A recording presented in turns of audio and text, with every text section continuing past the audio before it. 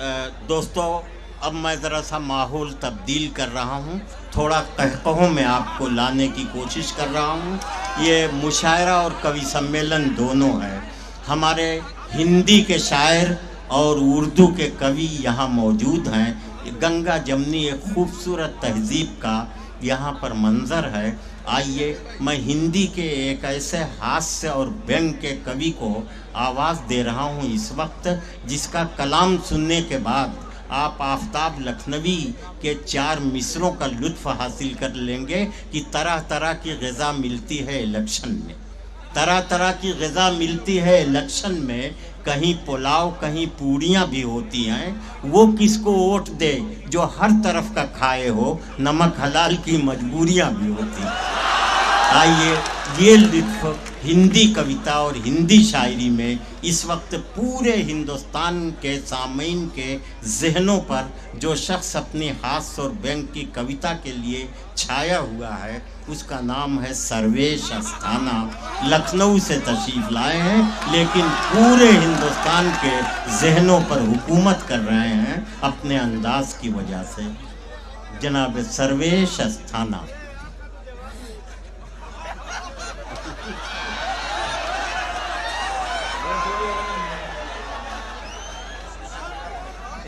ये हमसे कह रहे हैं कि जो भी बोलिएगा माइक पे ही बोलिएगा।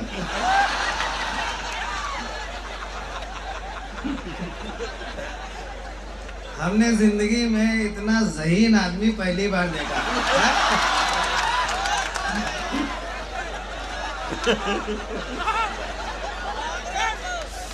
देखिए, मुझे डर बहुत लग रहा है, और डर इसलिए और लगने लगा कि वो आके हमें तमीज़ सिखा गया।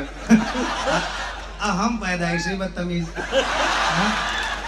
अब मुझे ये समझ में नहीं आ रहा है इन 3 माइकों में से मैं किस पर बोलूं। अगर इन तीनों माइकों को पॉलिटिकल पार्टियों की तरह देखिए आप, तो ये मोदी की तरह तना हुआ है ना। ये समाजवादी पार्टी की तरह झुका हुआ है।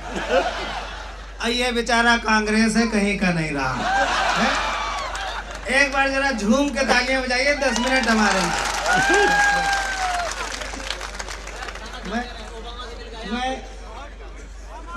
वो आम आदमी तो ये बैठा हुआ है।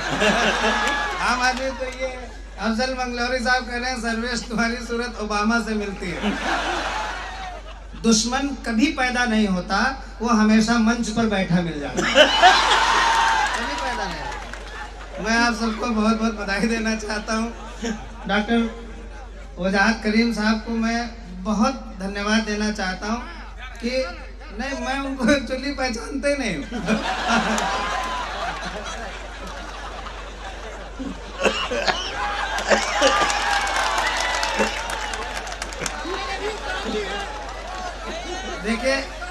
देखिए ये एक्चुअली, अरे सर, मैं सबको जानता हूँ, ये मेरी स्टाइल थी।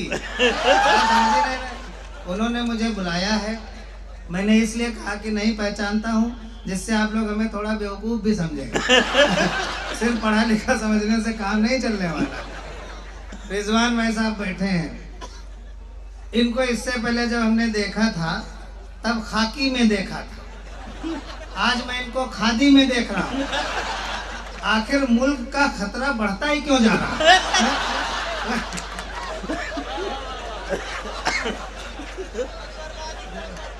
मैं ये समझ ही नहीं पाता। तो मैं बात शुरू करता हूँ। देखिए, इतनी बड़ी फहरिस्त, इतने अच्छे शायर मैंने एक साथ जिंदगी में पहली बार देखे हैं। ये मैं भगवान कसम खाकर कह रहा हूँ, अगर कहीं भी खुदा और ईश्वर देख रहा हो, तो मैंने आज पहली बार जिंदगी में निदा साहब, राहत साहब, वसीम साहब, अनवर साहब, मंजर भाई और कलीम साहब, तमाम सारे लोगों को एक साथ पहली बार देखा है। इसलिए ये आज का दिन मेरे लिए बहुत ऐतिहासिक है, और मैं चाहता हूँ कि गोरखपुर की ज़मीन, जो फराक की ज़मीन है, यहाँ पर आज ईटीवी के माध्यम से वो बातें हो जाएं, मस्ती की, अदब की, तहजीब की, शायरी की, कि जो 75 मुल्क हमारे अनवर चचा बता रहे हैं, 75 मुल्क के सारे लोग ये कहें कि मैं हिंदुस्तान आना चाहता हूँ और हिंदुस्तान में आकर के उसी इस्लामिया कॉलेज में बैठकर मुशायरा सुनना चाहता हूँ। मैं 4 पंक्तियां आप लोगों के लिए कहता हूँ, आप जुड़ जाइएगा। 10 मिनट से ज्यादा वक्त नहीं लूंगा। और एक आपसे वादा ये चाहता हूँ कि जब मैं वापस जाऊं तो बिल्कुल वंस मोर की आवाज मत कीजिएगा, मैं फिर अगले साल आ जाऊंगा। नहीं, मैं भगवान कसम सही कह रहा हूँ, झूठ आज तक नहीं बोला। मैं रिजवान भाई साहब की कसम खा के कह सकता हूँ मैं अगले साल फिर आ जाऊंगा। मैं फिर आ जाऊंगा अगले साल, उसमें क्या, क्योंकि मैं बहुत महंगा नहीं हूँ ना। है कि नहीं सर?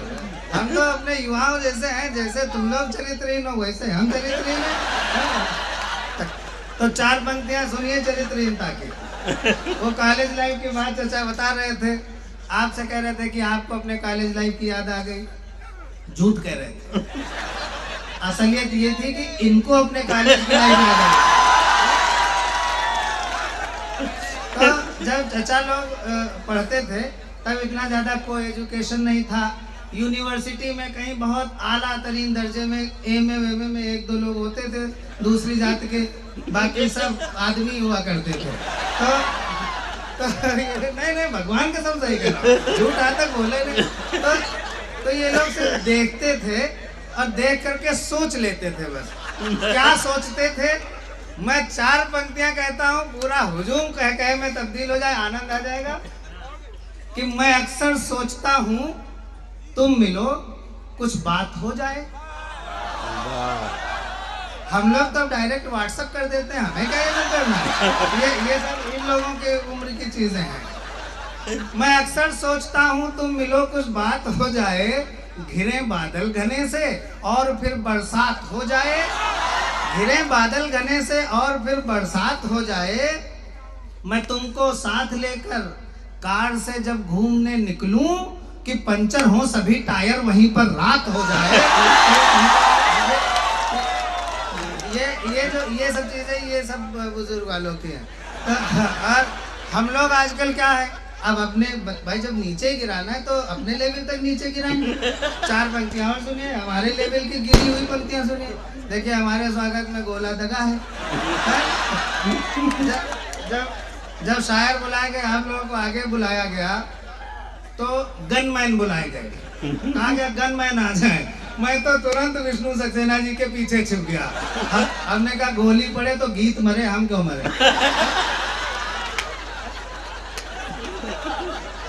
बिल्कुल।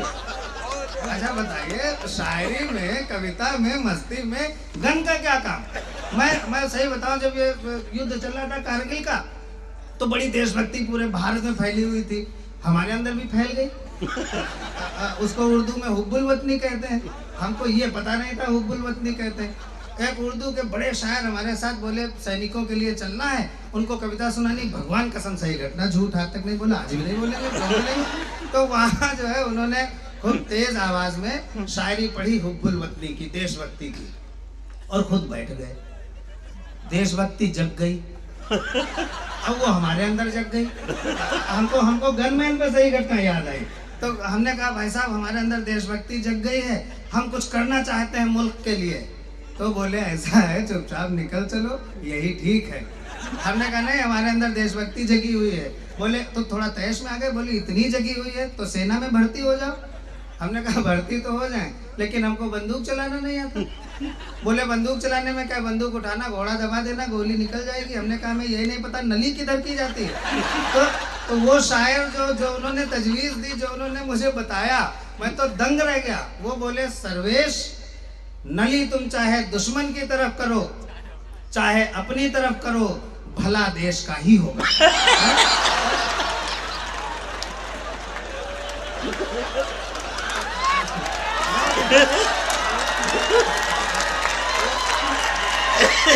ये भगवान कसम सही करना। तो अगर हम चल दिए वहाँ से, हमने कहा ऐसा नहीं, हम तो भैया ये नहीं होगा। नीचे आए बेस कैंप में, जहाँ से हेलीकॉप्टर से हम लोगों को जम्मू तक लाया जाना था, वहाँ कैंप लगा था। हुब्बुल वतनी अभी भी जिंदा, कैंप लगा हुआ, घायल सैनिकों के लिए खून दीजिए। हमने शायर साहब से कहा भाईजान आइए थोड़ा थोड़ा दिया जाए। बोले यार हमारे तो एनीमिया है, तो बड़ी मुश्किल में यहाँ तक आए थे और तुम भी निकल चलो, तुमने सब क्या लफड़ा पाले हुए हो। हमने कहा नहीं, हमारे अंदर देशभक्ति है, हम खून देंगे। हम पहुंचे तो डॉक्टर करीम जैसा ही एक बहुत अच्छा डॉक्टर बैठा हुआ था सामने, बिल्कुल। तो हमने कहा डॉक्टर साहब मैं घायल सैनिकों के लिए खून देना चाहता हूँ। तो उन्होंने हमको देखा ऊपर से नीचे तक, बोले है भगवान कसम से। हमने कहा डॉक्टर कलीम भैया सुनिएगा आप, हमने कहा कि हाँ हो जाए ना, हम घायल सैनिकों के लिए खून देना चाहते हैं। तो हमारा 1 बोतल खून निकाल दिया और जैसे हमारा 1 बोतल खून निकला हम बेहोश हो गए। और गोरखपुर के जिंदा दिल और अच्छे लोगों, मुझे होश में लाने के लिए 5 बोतल खून चढ़ाया गया। तो देखिए, ताली तो अब अगली बात पर बजनी चाहिए जो अब मैं कहने वाला हूँ कि देखिए, हमने देश के लिए अपना कर्तव्य निभाया, देश ने अपना कर्तव्य निभाया, आज दोनों सुरक्षित। आप लोग बहुत अच्छा सुन रहे हैं। मैं 4 पंक्तियां आपके लिए फिर कहना चाहता हूँ। ये धरती, गोरखपुर की ज़मीन, मुझे बिल्कुल ऐसा लगता है कि जैसे मैं अपने घर में आया हूँ। मैं 2-4 साल पहले इसी जगह पर आया था, कोई मुशायरा था, किसी ने कराया था, यही था। ले 4 पंक्तियां कहना चाहता हूँ पूरे गोरखपुर के लिए मंच की तरफ से कि क्या बतलाऊँ इस धरती पर कैसा लगता है। आय हाय, इनकम टैक्स कमिश्नर साहब बैठे हैं, मैं उनका भी स्वागत करता हूँ। वो इसलिए स्वागत करता हूँ कि वो मेरे बड़े भाई हैं और मेरे बहुत बड़े भाई भी इनकम टैक्स डिपार्टमेंट में हैं, लखनऊ में ही हैं, और इसलिए मैं उनको सलाम कर लेता हूँ। कल मरवाए ना कहीं उनको छापा ना डलवा दें हमारे घर, बोले मुशायरे में क्या मिला है, हम भी दे देंगे। हमने कहा चोरी की 5 चप्पलें ले लो 30%। तो क्या बतलाऊं इस धरती पर कैसा लगता है, आप लोग भी शामिल होइए। क्या बतलाऊं इस धरती पर कैसा लगता है, इस मिट्टी का जर्रा जर्रा, डॉक्टर करीम साहब आपको नजर करता हूं, इस धरती का, इस मिट्टी का जर्रा जर्रा अपना लगता है। मंदिर, मस्जिद, गिरजा, द्वारे चाहे जैसे हों, लोग जहां अच्छे होते हैं अच्छा लगता है। लोग जहां अच्छे होते हैं अच्छा लगता है। क्या कहने हैं सर्वेश। मैं एक छोटी सी व्यंग्य की कविता सुनाना चाहता हूँ। रिजवान भाई साहब ने कहा वो पुलिस वाली सुना देना। पुलिस वाली हम क्यों सुना दें, हम जिंदा रहना चाहते हैं। आप तो रिटायर हो लिए, अब आप बचा भी नहीं पाओगे क्योंकि रिटायर्ड अफसरों की कोई नहीं सुनता। पेंशन डिपार्टमेंट के सबसे बड़े अधिकारी हमारे ताऊ जी थे, भगवान कसम से। पेंशन डिपार्टमेंट के सबसे बड़े अधिकारी रिटायर हुए तो 2 महीने बाद उनको पेंशन मिली, वो भी 5,000 देने के बाद। तो अब मैं आपके झांसे में आने वाला नहीं हूँ। जब रिजवान भाई साहब थे, डीजीपी थे, तो एक दिन मैं मोटरसाइकिल से जा रहा था। मैं बहुत जलवे में रहता था जब डीजीपी थे, मैं बहुत निश्चिंत रहता था। गोमती नगर में रहता हूँ, वहाँ चौराहे पे मुझे रोक लिया गया। मेरे पास हेलमेट नहीं था, तो पुलिस वाले, बिल्कुल भगवान कसम से, रोक लिया। तो बोला चालान कटेगा, 1,000 रुपये पड़ेंगे। हमने तुरंत भाई साहब को फ़ोन किया। हमने कहा भाई साहब मैं रोक लिया गया, हेलमेट नहीं भाई देवे। बोले कुछ नहीं, वहाँ पर जो इंस्पेक्टर है ड्यूटी पे, उससे कह दो टैक्सी। बिल्कुल सही घटना। तो हमने उनसे कह दिया पेप्सी। अब उन्होंने हमको 22 जाने दिया। हमने जाओ जाओ जाओ जाओ। तो फिर मैं थोड़ा गया, फिर लौटा। हमने कहा भाई साहब आगे फिर चौराहा पड़ेगा, फिर पकड़े जाएंगे। बोले फिर पेप्सी कह देना। तो मैं पूरा लखनऊ घूमा बिना हेलमेट के, क्योंकि मेरे पास पेप्सी थी। और दूसरे दिन मैंने कागज भी नहीं रखे, बिल्कुल भगवान कसम से कागज भी नहीं रखे। फिर निकले, चौराहे पे पकड़े गए। हमने कहा पेप्सी, बोला किनारे आओ आज लिम्का है।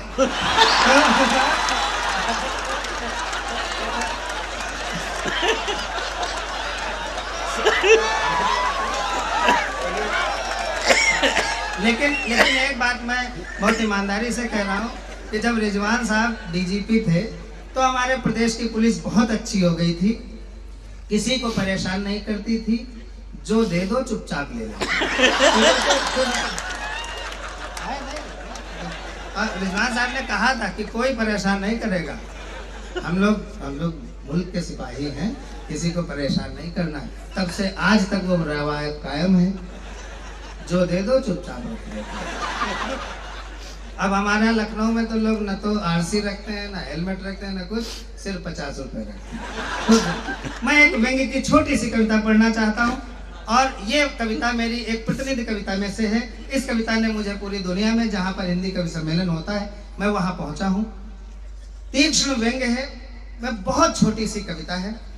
मैं ये जो बोल रहा हूँ इस दौरान मैं चूज कर रहा हूँ कौन सी सुनानी है। हम अपने मित्र नेताजी के घर गए। ये कविता से कब्ल वाला है, ये कविता से कब्ल वाला। कब्ल माने हमको नहीं पता है, आपको उर्दू बिल्कुल नहीं आती, लेकिन मैं झन्नाटेदार उर्दू बोलता हूँ। हमने एक दिन कह दिया कि इंसान अशरफुल मखलूकात है। अब राहत भैया बैठे थे, हंसने लगे, बोले जानते हो अशरफुल मखलूकात क्या होता है? हमने कहा कुछ अशरफी, कुछ शरीफा, कुछ खल्क और कुछ मखलू से मिलके बना हुआ। हमने बस इतना है, मैं जोड़ जाड़ के अपना काम चला लेता।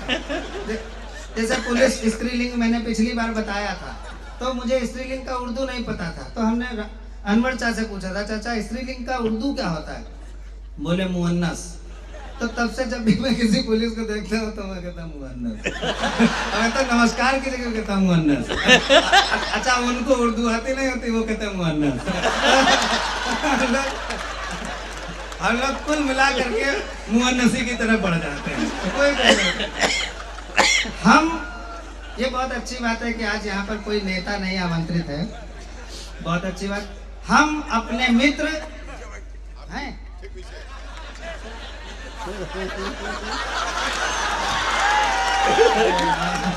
अरे राम, कहाँ फंस गए? उधर खादी में खाकी और इधर वास्तव में खाकी खादी। लेकिन मैं इनके लिए कह ही नहीं रहा, मैं किसी दूसरे नेता के लिए कह रहा हूँ। आप तो जननायक हैं, डॉक्टर संजय त्रिपाठी, ये कोई नेता है? ये जननायक। नेता वो होता है जो मुशायरे के शुरू में आता है, 10 मिनट बैठता है, फिर नमस्ते करके चला जाता है। जननायक वो होता है, तालियां बजाएं गोरखपुर में, जननायक वो होता है जो मुशायरे के अंत तक बैठता है, सारे शायरों को अपने पास से पेमेंट करता है। कि नहीं?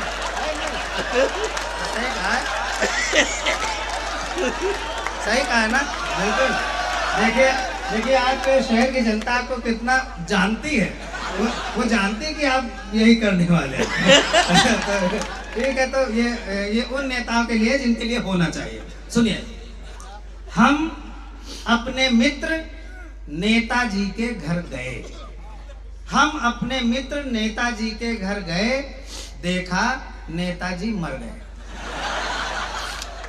ये क्या होता है? ये प्रवृत्ति का व्यंग्य होता है, जो टेंडेंसी होती है उस पर सटायर किया जाता है। उसमें जैसा कि रिजवान भाई साहब ने अपने भाषण में कहा था कि कवि और शायर के सॉफ्ट टारगेट जो होते हैं वो पुलिस और नेता होते हैं। इसलिए होते हैं, मैं ईमानदारी से कुछ कहना चाहता हूँ, इसलिए होते हैं कि समाज की विद्रूपता जहाँ से गवर्न होती है या जहाँ से खत्म की जाती है, वही समाज के निशाने पर हमेशा रहा है। सुकरात भी निशाने पर रहा है, और वाल्मीकि भी निशाने पर रहा है, और डकैत भी निशाने पर रहा है, साधु और संत भी निशाने पर रहा है। इसलिए अब इस व्यंग्य को अच्छे ढंग से सुनिएगा।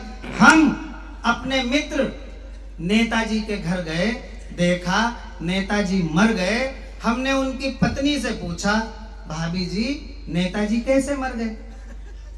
भाभी जी नेताजी कैसे मर गए? क्या रस्सी से लटक कर आत्महत्या कर गए, या फिर कोई जहर पिया था, अथवा कोई एसिड लिया था, या फिर कोई जहरीला पाउडर फांका था? देखिएगा, बहुत बढ़िया व्यंग्य कह रहा हूं, आप मुझे आशीर्वाद देकर के विदा कर दीजिएगा। अंतिम पंक्तियां मेरी। कोई जहर पिया था, अथवा कोई एसिड लिया था, या फिर कोई जहरीला पाउडर फांका था।